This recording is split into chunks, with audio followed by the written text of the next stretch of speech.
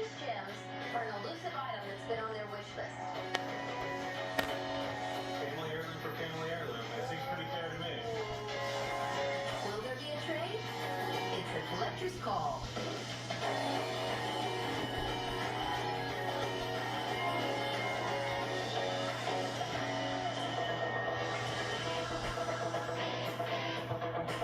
Today I'm visiting Jim Peterick of the band The Ides of March, formerly of Survivor and 38 Special fame, a Grammy-winning rock star who's also a legend among guitar collectors. At first, I didn't consider myself a guitar collector. When you're 17 years old, you don't think like that. Right now, I'm sitting at 193 guitars. I don't know how it happened. I say I don't buy guitars, they follow me home. Jim is joined by Bob Berglund, his longtime friend and Ides of March bandmate. Most of us knew each other in grade school, and we started the band in high school. I really didn't know Jim's love of guitars until we started the band. I brought along Dan Orkin, content director for Reverb, the online marketplace for used, vintage, and new music gear. With Reverb, what we've tried to do is create a place for everybody who's interested in music, making music, playing music, to be able to find really good deals on used gear. Dan will put a price on Jim's collection.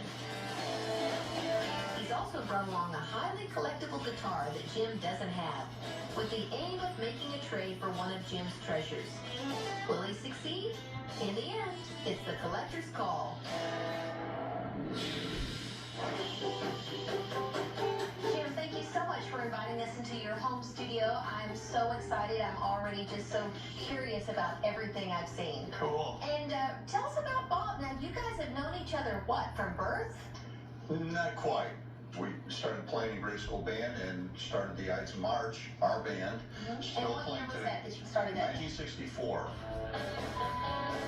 We were best of friends, even going back to Cub Scouts of all things. Well, I mean, who doesn't want to have a friend that you've known since you were 10 years old? What a gift that is. So you played the guitar and you were the bass player? Bass player, yeah. I started with ukulele when I was Okay. 4 years old. My sisters taught it to me. Wow. Then I graduated and started bugging my parents for a 6-string guitar. And how old were you then? When I was about 10. You got your first guitar? Yeah. Do you remember what kind it was? Oh my goodness, no! For real. So this is your first This is guitar? my first electric guitar. And my dad, he's a musician too. His accordion player knew a guy who knew this place on Wabash Avenue that sold accordions, but they started importing guitars. So we went up 3 flights, and this was the first guitar I saw. My dad didn't tell me he bought it for me. We left, and there under the tree, Christmas morning, in this red case, I opened it up. Oh my God, it's the Noble Lingerie. I would say I'm a guitar fan, mostly because my son and my son-in-law are both guitar players. Even though I thought I heard all the different brands of guitars, I've never heard of the Landre. Tell us something about that particular brand. So these guitars were made in Italy, started in 1962, and the accordion connection is actually pretty relevant here because in Italy the most popular instrument at the time were accordions. So a lot of the manufacturing of guitars took place at that time. Sometimes they would share factories, share parts, that kind of thing. Most entry-level or beginner guitars in the 60s were just kind of knockoffs of Gibsons or Stratocasters. Landres, on the other hand, are totally out of left field.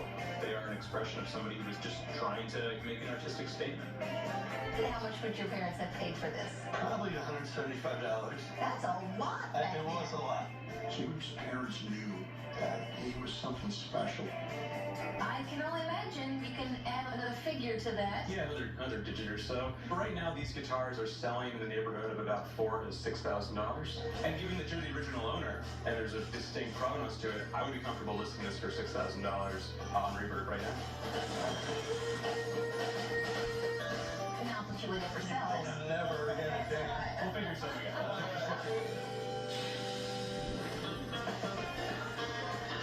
Okay, so I saw Dan drool just a little bit when you brought this guitar over. Still am. Yeah, so tell us about this one. The Gibson Les Paul is really my favorite guitar. What is it about the Les Paul? Everything. describing a woman or a guitar at this point? What's your preferences? No, it's just a great all-around guitar, and I wanted the holy grail of Les Pauls. The D Les Paul Custom is an absolutely blue chip vintage guitar. 1958 is considered to be by many the peak year of American guitar manufacturing. I looked for many, many years to find one this clean. This, I would have to say, is like a 10 on a 10 scale. No belt buckle wear thanks to me not playing it. So you don't play this one? I do not take this one out. When it's this minty, I'm not going to take it out. So how much did you pay for this one 10 years ago? Oh boy. Are you ready? I'm ready. 90 grand. Wow. Yeah. Okay. Pretty impressive for something you can't even drive. Wait, what? 9,000? I go, no, 90,000. Dan, what do you think? I think 90 is a really fair value for this. I can see it going up a little bit. Have you played it, Bob? No, you won't let me touch it. Don't even look at it. Do you play it for fun or just I've recording never it? plugged it in. No kidding. Are you kidding Let's me? do it. I just don't want to be tempted. Okay. You know, Uh-huh. so then I'll be using it and my belt buckle will be scratching it and suddenly it'll be worth 20 grand. Jim's example is totally pristine. This is a kind of collectible that just needs to be in a plexiglass case somewhere. I hate to say it, but Yeah, that makes sense.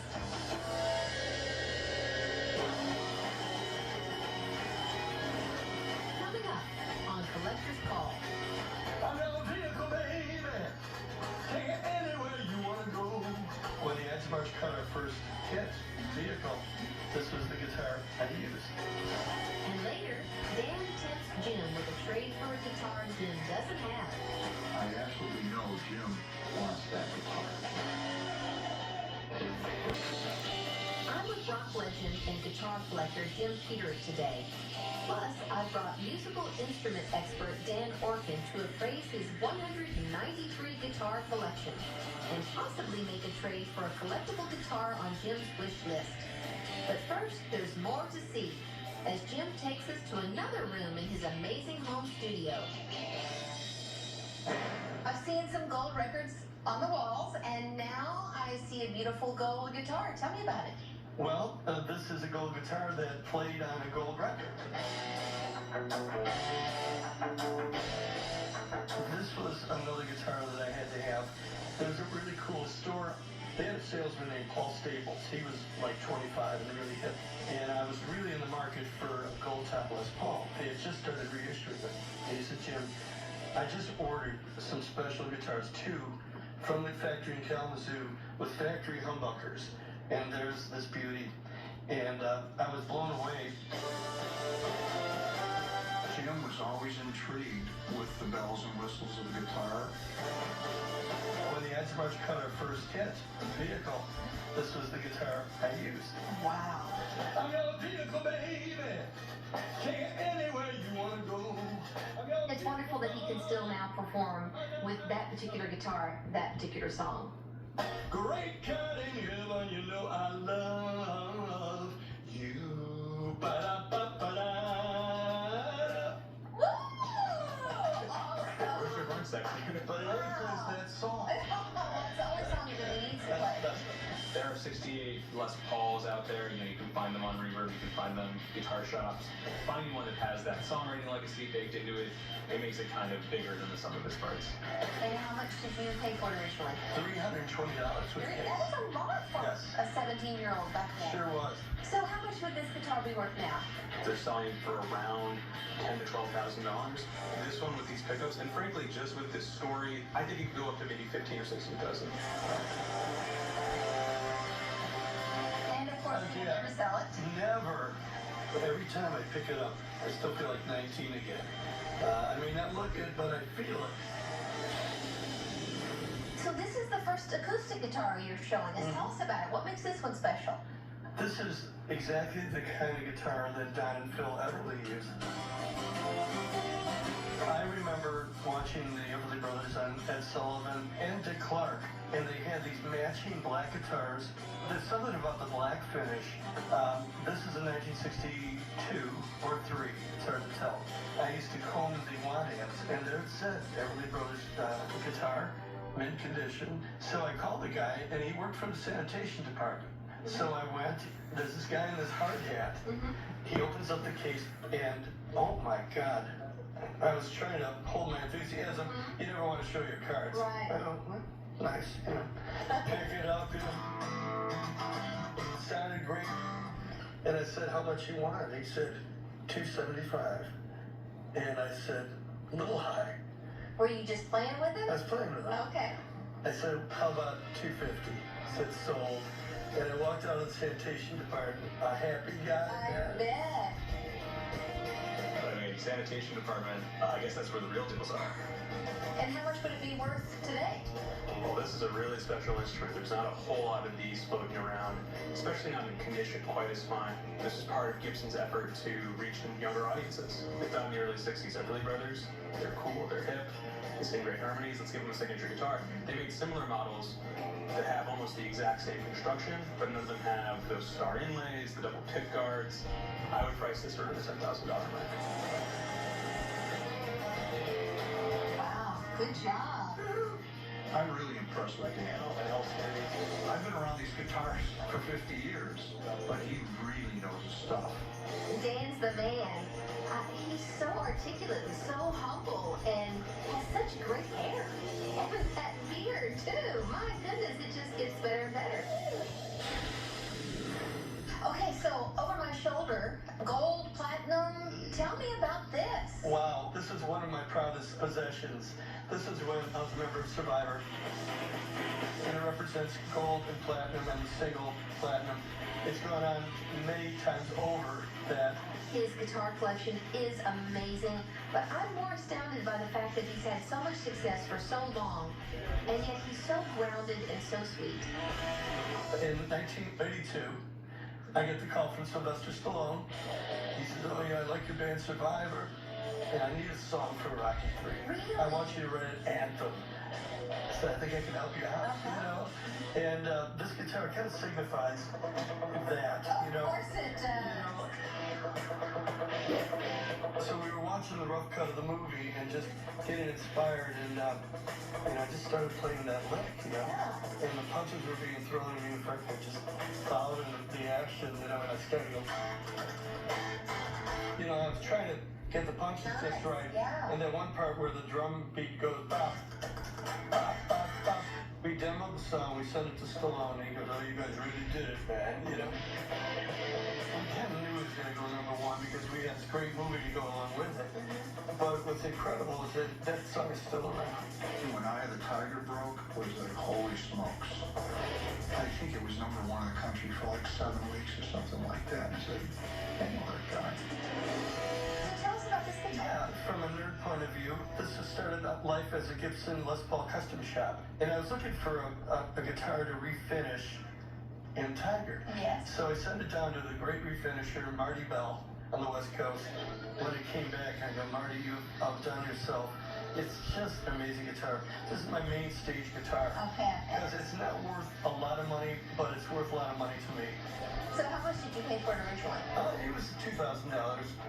You know, the custom Tiger body, it's difficult to evaluate those things objectively because it's one-of-a-kind piece.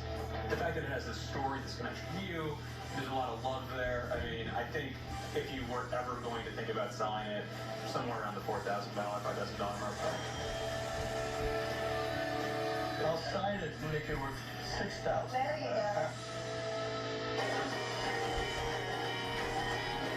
Up next on Collector's Call, will Jim trade one of his prized guitars with Dan? That's it. There's one guitar I'm looking for. 64, 65 Strat Sunburst. And I couldn't believe when you said that, my ears lit up. I said, have I got a guitar? Yeah.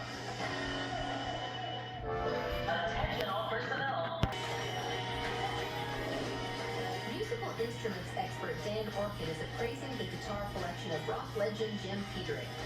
And he's also brought a guitar to trade that Jim might not be able to resist. But first, there's one more great guitar to check out. Well, this is a cool looking guitar. Tell me about it. You sound like my wife. Oh, that's pretty. Well, it's more than pretty. Okay. Okay. This is. School me. Yeah, I will school you. This is the most valuable guitar in my collection. It just got really prettier. It's even prettier. Yeah, this is an original 1958 Flying V. Gibson wanted to beat Fender at their own game. Fender was doing all these futuristic looking guitars, right? And Gibson was still kind of boring, but in the late 50s they wanted to get modern. And they created this Flying V. They only made 92 because they didn't catch on. I mean, there are artifacts, but this is a genuine, real, which I guess is presented, artifact. This guitar I bought from Norm Harris at Norm's Spare Guitars.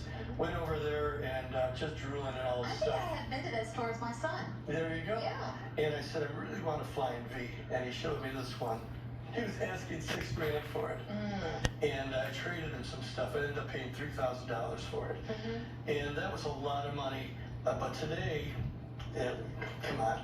Come on. Okay, Dan. That's where you step in. You know, we've seen a lot of guitars today, and this is the one with my jaws unhinged. This is the one. Yeah, I'm stumbling over words because this is a magical instrument. This is the sort of thing that collectors get really excited about. There's a lot of Les Pauls out there. There's not so many 50s Flying V's. That's one of the best guitars I own. And I do bring that one out. But I'm very careful. No playing behind the head, nothing like that. These come to market very infrequently, and when they do, everybody is going to be talking about it. The market right now is probably around that $300,000 mark, maybe a little bit less, maybe a little bit more. I feel like I should take off my shoes or something. Yeah, it's very much a we're not worried about that.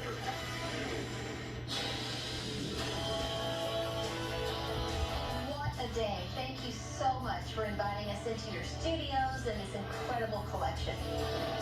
You showed us the Wandre, the 1958 Les Paul, the Les Paul Gold Top, the Everly Brothers Signature, the Tiger Stripe Les Paul, and the Flying V. Well, we're having a blast. I am too. I've learned so much. I can connect with my son and my son-in-law. That's right. I'm just loving it. Now, Dan, I know it's not fair. We've only seen a handful. It was 193 guitars. But what would be your evaluation, guesstimation of his collection? I've been kind of checking things out as we've been walking through today, kind of taking a mental note of it. I think you're probably looking at a total valuation at least in the $2 million range. Wow. I mean, all this fun is really worth the $2 million. Does that surprise you? Yeah, actually, because I don't think in those terms. I buy things that I love. And one thing I can say about Jim is he was early into this. Before guitars became collectible, he was collecting them and he just didn't realize it. Well, right. I just knew that I couldn't bear to sell anything, so I just kept buying and keeping. We would have to do a mini-series to cover all the different guitars that he has in these two studios. So I'm really not shocked at the valuation. Okay, so on Collector's Call, we ask our collector what's on kind of his wish list, his dream list. And then we just see if we can make a trade. So, Dan, tell us what you've brought today. So I brought a very special guitar. This is my dad's Stratocaster. He loaned it to me and told me if I found a good deal, he'd be comfortable trading it. My dad is a guitar player. He had a lot of guitars in the house growing up. I started to play as soon as I could. Pick it up, by all means. And what did I tell you early on today? I said, there's one guitar I'm looking for, 64, 65 Strat Sunburst. And I couldn't believe it when he said it in my ears. And I said, have I got a guitar for you? Yeah. We couldn't have written this for Jim to say that what he's on the lookout for is this particular guitar, and that to be the guitar that Dan brought. Dan picked a good one. I absolutely know Jim wants that guitar. Please won't get me right away. I love the way it sounds. Love the neck. Jim, you're not playing it cool, remember? I can't play that Oh, thing. I know about it. Of course, it all depends what he wants from me. I think the one that caught my eye was the original Gold Top, the Hitmaker. To me, it was the one with the most compelling story, the most interesting history. I don't know what I'm going to do. Can I sleep on it? Next on Collector's Call, is Dan's proposed trade music to Jim's ears? Family heirloom for family heirloom. That seems pretty fair to me. Or equally unfair? Yeah. Next, something on Collector's Driscoll. I'm a firm believer that you should surround yourself with what makes you happy. A pop culture potpourri. This is my office. It has kids, it has lunchboxes, has some toys in here. Sunday at 6:30. Rockstar Jim Peterick is weighing a tempting trade offer from musical instruments expert Dan Orkin. But what Dan is asking for in return could be a deal breaker. I think the one that caught my eye was the original Goldtop, the Hitmaker. Oh, yeah, right. Family heirloom for family heirloom. That seems pretty fair to me. Or equally unfair. Yeah. Well, He's thinking it over. There's a tug. I'm not super optimistic he's going to go for it, but hey, you miss 100% of the shots you don't take. in a perfect world, I can't do that. I would love to have this guitar, but I can't part with my heirloom. The 68 Goldtop is my desert island guitar. If I had that and a little lamp, I'd be a happy guy. He wouldn't give up the guitar that he used in the studio to play on a #1 record. I was disappointed that Jim didn't get that guitar that he wanted, but I don't blame him. He can't give up the Goldtop. I expected him to take a pass. I knew it was a long shot. I was really excited that he liked the guitar. Thanks Oh, so your much. dad, I love his guitar. And thankfully, he has a hookup for you at Right Regular there. Bay. Absolutely. Any guitar you want. You name the year, you name the model, we'll find it And for I you. can sell something there too if I want to. You sure could. It doesn't seem like you're super eager to get rid of anything. It's sort of a cliche to refer to guitar collecting as a disease, but there's always something else you need to add. You'll never be satisfied. I'm never going to be content. I'm always going to be chasing something else that I can't live without. Not only does he collect guitars, but he also collects a few cars. And I was out there taking a picture, and he said, "Hey, want to go for a ride?" And who's going to pass that up? I got to drive her in my Lamborghini. And she's like, oh, she made all the appropriate sounds. And